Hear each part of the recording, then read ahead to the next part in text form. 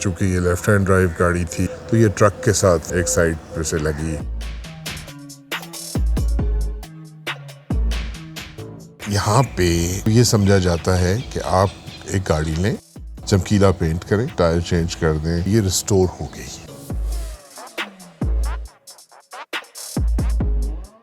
آندھی آئی اور کافی بڑی سی شاخ جو تھی درخت کی وہ ٹوٹ کے گاڑی پہ گری. جو سامان اکٹھا تھا اس کو دیکھ کے مطلب جو نیا سامان انجن کا تھا آپ کو لالچ نہیں ہوئی کہ نیا انجن بناتے رننگ کریں گے، بڑا بہترین مزہ آئے گا. ہمارے پاس ایک انجن کھلا بھی تھا اور ایک انجن اس کا اپنا بھی تھا. سو بیسکلی 3 انجن تھے جن میں سے ہم نے کر سکتے تھے. وہ خالد صاحب کی سجیشن کے مطابق ہم نے جو امریکہ سے بند، کینیڈا سے بند انجن آیا اسی کو ہم نے استعمال کرنے کا فیصلہ کیا. اور اس کا جو ایگزاسٹ یعنی کہ جس کو سائلنسر کہتے ہیں وہ میڈ ان ویسٹرن جرمنی، جس کو نیو اولڈ اسٹاک کہا جاتا ہے، یعنی کہ ووکس ویگن نے بنایا مگر کسی وجہ سے یہ سیل نہیں ہو سکا اور کسی کی گھر میں کسی کے اسٹور میں شیلف پہ پڑا رہ گیا. تو وہ والا ہے. اس کی وجہ سے اگر آپ اس کی آواز جو اب آپ نے سنی تھی نا، تو وہ ایک خاص جو آواز ہے وہ 101% اوریجنل ہے. After market can come very close مگر اتنا اچھا نہیں جتنا کہ جو اوریجنل کی آواز ہے.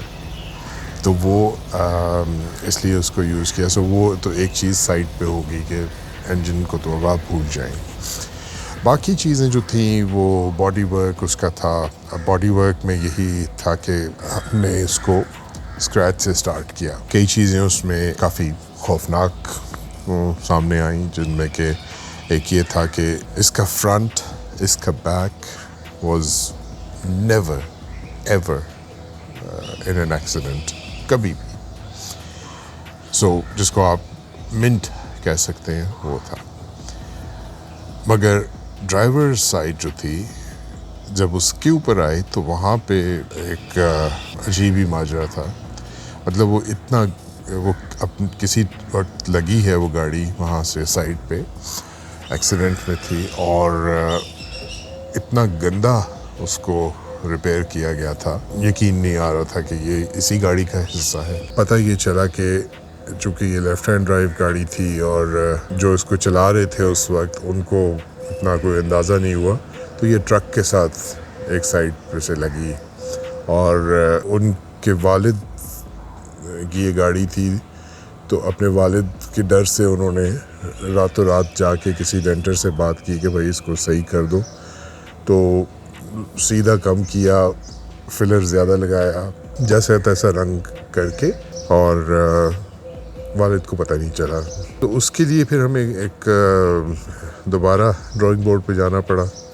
کام رک گیا اور کیونکہ وہ ریپیئر کے قابل نہیں تھا. جس لیول کی میں گاڑی تیار کرنا چاہتا تھا تو اس میں ریپیئر وہاں پہ نہیں، مجھے وہ لیول نہیں اچیو کرنے. تو اس کے لیے پھر ایک 1958 مجھے ملی. ایک تو اس کے کاغذ نہیں تھے تو اس لیے وہ کسی اور کام نہیں آ سکتی تھی، اور پھر ایک عظیم مقصد کے لیے اس کو قربان کیا جا سکتا تھا. تو اس گاڑی کو پھر ہم نے اس طرح سے کاٹا کہ اس کی پوری سائڈ جو تھی وہ ہم نے اس کی ٹرم یوز کرتے ہیں ہارویسٹ کی، اور وہ کاٹ کے اور پھر اس میں اس کی گرافٹنگ کی گئی. مگر آپ نے گاڑی دیکھی ہے تو چونکہ وہ اوریجنل پیس تھا، جس کے اتفاق سے اس کی یہ سائڈ بہت صاف تھی، اس میں کبھی کوئی ایکسیڈنٹ نہیں تھا اس سائڈ پہ. آگے پیچھے سے تو خیر اس کا وہ تھا کہ اس میں کسی نے پہلے ہی 67-68 کے فینڈرز ڈال دیے تھے اور پیچھے بھی لائٹیں چینج کر دی تھی اور فینڈرز چینج کر دیے تھے. سو کافی اس کے ساتھ ہو چکا تھا، مگر یہ سائڈ اس کی بالکل نہیں تھی. تو وہ پھر ہم نے اس میں گرافٹ کی. اس ٹائم 2011 میں یا 2012 میں بھی 1958 کی جو وہ گاڑی ملی وہ اس کے ڈاکومنٹس نہیں تھے.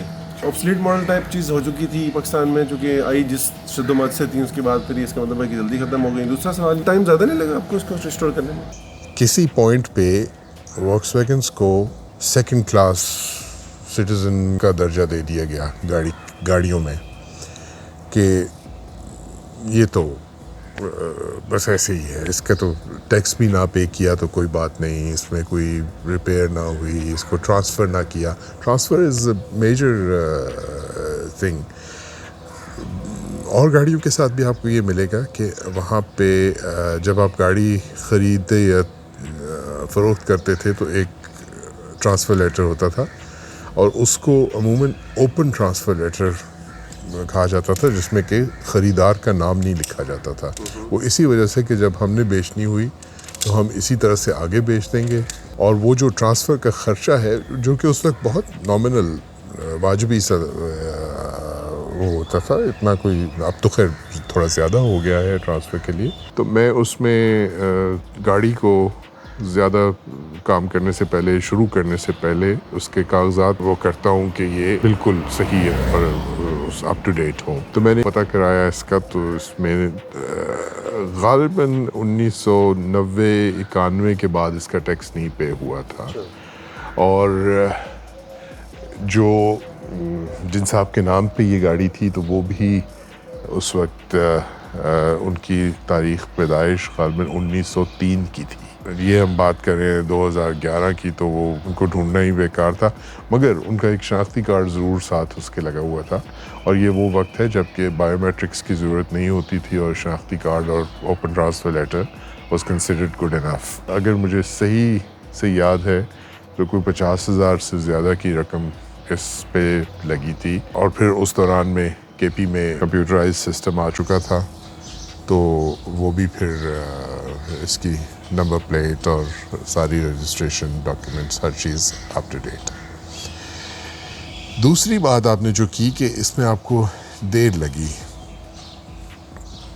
اب فراز میاں, گاڑی کو یہاں پہ ہمارے ہاں ریسٹوریشن کو یہ سمجھا جاتا ہے کہ آپ ایک گاڑی لیں, اس کو اگر اس میں کہیں ڈینٹ ہے یا کہیں پہ زنگ ہے اس کو ریپیئر کریں, ایک بہت اچھا یا کم از کم جو کچھ عرصہ اچھا رہے چمکیلا پینٹ کریں, سیٹ کورز نئے بنا دیں, ٹائر چینج کر دیں, اور گاڑی کو لیبل کر دیں کہ یہ ریسٹور ہو گئی.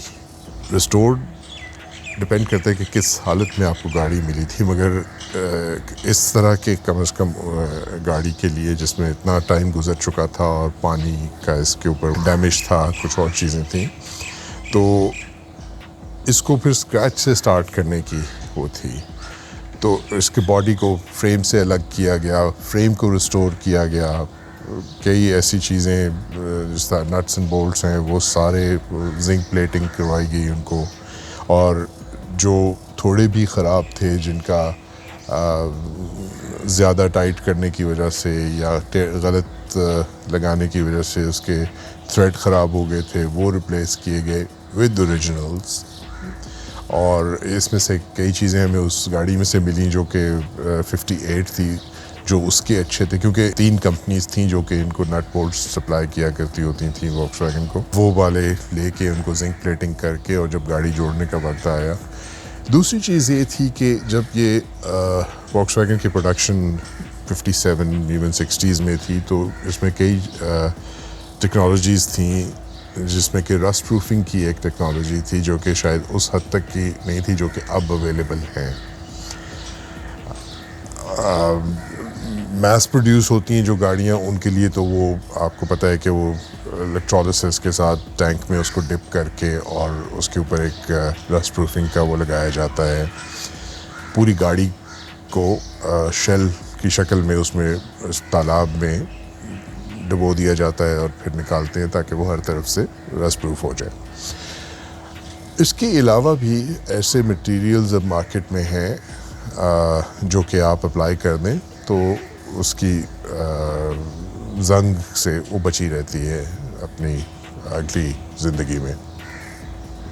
اس میں ایک امریکن پروڈکٹ ہے POR-15 which is more less in industry standard now, جو کلاسکس کو ریسٹور کرتے ہیں تو وہ اس کو کرتے ہیں. اور بھی چیزیں ہیں. تو وہ پھر اس کا جو فلور پین تھا اس کو شیشے کو پوری طرح سے صاف کر کے میٹل نکال کے اس کے بعد اس کے اوپر وہ کیا گیا. سو آپ یوں سمجھ لیجئے کہ گھر کو ڈیمالش کر کے پرانی بنیادوں کے اوپر نہیں, اور بنیادیں بھی ری انفورس کر کے ہم نے وہاں سے سفر شروع کیا. سو اس میں کچھ ٹائم لگا. پھر برسات میں کام سلو ہو جاتا ہے, رمضان میں کام سلو ہو جاتا ہے. کچھ اللہ کی طرف سے ایسی چیزیں ہوتی ہیں, جس طرح گاڑی جب پینٹ کے لیے عرفان کے پاس گئی, آندھی آئی اور ایک کافی بڑی سی شاخ جو تھی درخت کی وہ ٹوٹ کے تو وہ گاڑی پہ گری.